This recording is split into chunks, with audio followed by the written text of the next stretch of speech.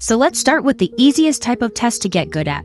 Multiple choice standardized tests. That means tests like the SAT, ACT, GRE, JEE, GMAT, MCAT, the BAR, CFA, CPA, CSAT, PSET, UPSC, GCSEs, and pretty much every 3 to 4 letter acronym, except of course for the BAC, France's National University Entrance Exam, which is, unfortunately, pretty much all written essay questions.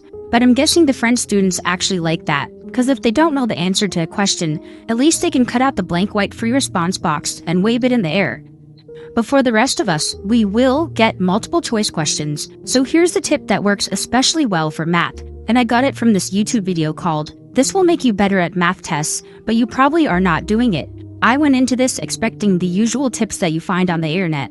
Study, get a good night's sleep, eat a healthy breakfast, arrive early, drink water, relax, take your time, check your work. You know, the type of advice you Google the night before the test when you ran out of motivation to actually study. But I clicked on the video, and the advice was actually something I never heard anywhere else. Speed will make you better at math. You need to be able to do problems fast, okay?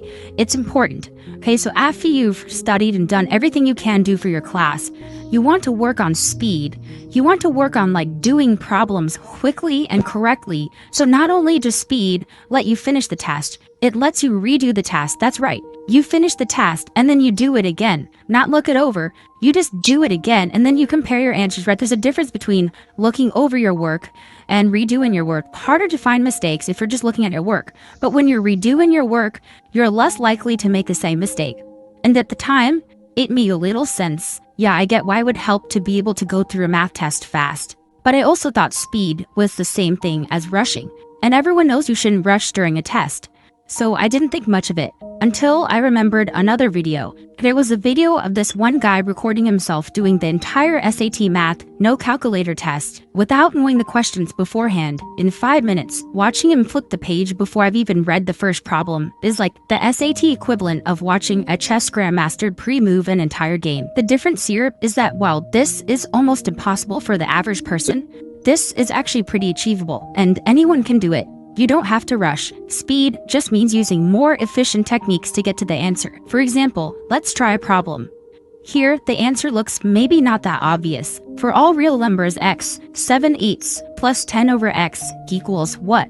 Now, the way you're supposed to do it is to do this cross-multiplying thing, where you multiply the bottoms, then you multiply across like this, then you add the terms together. So here, it would be 7x plus 80 over 8x. So D is the answer.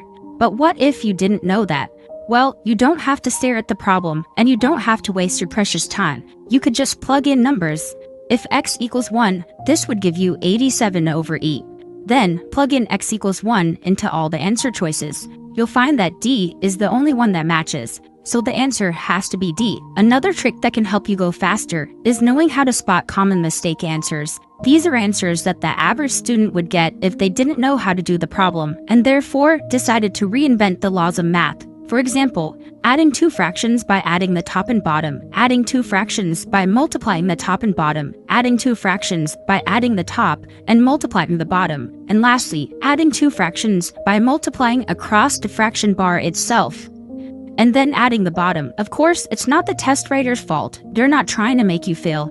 They're probably just working in a government sweatshop, getting paid by the question, and this is the fastest way for them to make up the answer choices and get to go home.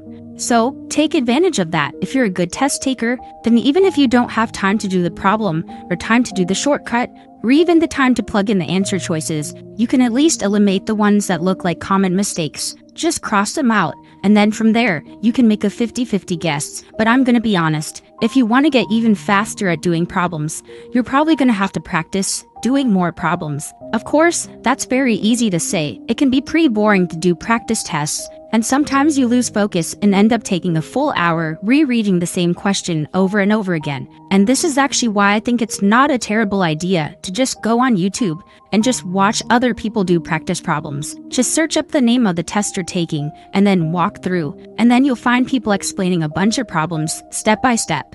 Ideally, you would do practice problems yourself. But let's be real, this takes much less energy. This is a lot faster. And instead of you having to do a full practice test start to finish, You can get exposed to more problems and more solutions in a quicker and shorter format. Wait, shorter format? Short form. Today's sponsor. It's an app that takes thousands of all the best nonfiction books you've ever wanted to read and condenses them into full guides. I've been using it since May, and even though it's not a replacement for books, it lets me learn the ideas from way more books than it otherwise would have. Like, for example, everyone always says to read the book Influence by Robert Cialdini, but normally the fact that I have to firmly decide on that being the one monthly book I read, plus the fact that I have to acquire the book and then I have to find the time to read it, all that creates too much friction. But if you have short form, it's just one click, and now you're in one book. 2 more clicks, and now you're in a different book. Plus, it has dark mode. I use it both on desktop and on mobile. It has all of these categories, and on top of that, they add new books every week. Plus, if you sign up through the link shortform.com/easyactually, you'll get a 5-day free trial plus a 20% discount off the annual subscription. It's going to be the first link down below if you want to claim that discount and free trial. So, if that sounds interesting to you, try it out. Anyway, back to my favorite lazy study technique, which is simply just watching other people on YouTube do practice problems. When the test comes around, you might be surprised just how much knowledge you absorbed from the videos. And yes, of course it's better to actively do the problems yourself. But if you find that you cannot focus at all, then I think it'd be better for most of us to spend 2 hours watching 45 practice problems get solved than to spend 1 hour on a single practice problem and then go take a nap. Besides, YouTube is great for learning shortcuts and strategies. Like, this video teaches you how to solve a seemingly hard integral problem in just 20 seconds. This video shows you a problem that would usually take 5 minutes, but it gives you a formula to do it in 5 seconds. So just go on YouTube and search up shortcuts or strategies or tricks for whatever test you're taking. You might learn some stuff that you won't find in regular textbooks or test prep guides.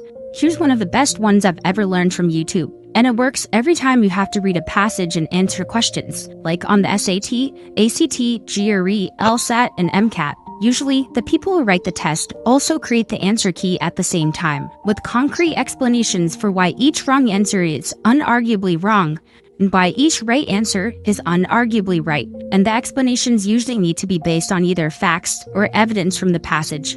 They can't be based on opinion. So when you're taking the test and you're stuck between choice A and choice B, try to imagine you wrote the answer key. If A is wrong, there would need to be a factual explanation why it's wrong. There would also need to be a strong explanation why B is right, based on evidence from the passage. So try and decide which answer would have the strongest explanation. This mental shift will help you get a lot more points, because it gets you to think like the person who made the test. But until this point, I've ignored the one crucial factor in how you do on any type of test: studying. So here are my best study tips to make studying easy. Number 1, avoid analysis paralysis. A big barrier to studying is just wasting time thinking about what to study or how you're going to study. It's good to have a plan, but at some point you need to actually execute the plan. So just pick whatever methods worked for you in the past and do that. Or if nothing is working, try the classic method: reading textbooks and doing practice problems. It might be boring, but it works. Number 2, have an emergency fund. The one major threat to most people's academic performance is falling behind. And the more you fall behind, the faster you'll fall even more behind. So be 1 chapter ahead. Be a few days ahead of schedule. Have that cushion. You don't want to be the person who needs to make an academic comeback on the second day of class. Number 3, if you don't have that much time to study and there's 10 types of problems or concepts that could show up on the test, it's better to practice 2 problems of each type than to practice doing 20 problems all of the same type. Number 4, be honest. Does studying with other people actually help you? Or is it just the fact that when other people are around, you don't want to pull out your phone or open up YouTube or start playing games and look like an embarrassment to them? Because if that's the case, you could pretty much get the same effect just by studying in a public place where people can see what you're doing. Or you could study in front of a window so that people outside can see if you're not on task. If you want to study inside, not in front of a window, but you still need something to keep you accountable, you could just record a time-lapse of yourself studying. You know, like the ones medical students make to show off their 8-hour study sessions. And this might seem like a gimmick, but I really think everyone should try this at least once. Cause first of all, you can't go on your phone while you're using it to record yourself. And second of all, you're gonna watch the time lapse after, and that raises the stakes by a lot. Number 5. If you need to memorize stuff, like a procedure for solving a problem, or some scientific vocabulary, or really anything, you can use active recall. There's a bunch of different ways to do it. One is to use flashcards, but you can also just look at your notes and come up with a bunch of questions based on your notes that'll check your understanding. Like, explain what a mitochondria does, or name the parts in the brain and explain what each part does. And later, go back and try to answer each question while covering up the part of your notes that answers the question. This is especially easy to do if you type your notes. If you have Notion, you can just type /toggle and hit enter and copy and paste that a bunch of times. So now, when you click on the arrow, you can type a question, and you can put the answer to the question down here, and you can hide or show the answer whenever you want. And I guess you can also do this in Google Docs by just highlighting the answer to a question and making it white so you can't see it. But of course, this technique doesn't work for everyone all the time. Sometimes you should just take notes how you want. It doesn't have to be active recall, it doesn't have to be Cornell notes, or it doesn't have to be a template. Whatever way your brain connects things together, that's the right method. And tip number 6, studying for a test will take some effort. You can try to make it fun, you can do it with friends, you can even use ChatGPT to feed you practice questions and explain concepts to you. But at the end of the day, setting up a Pomodoro timer is not studying. Training an AI model on your textbook is not studying. Making a study schedule is not study. And thinking about how you're going to study is not studying. Only one thing truly counts as studying, and that's watching a YouTube video about it. Anyway, I'm collecting donations in the form of subscribes to fund the next video.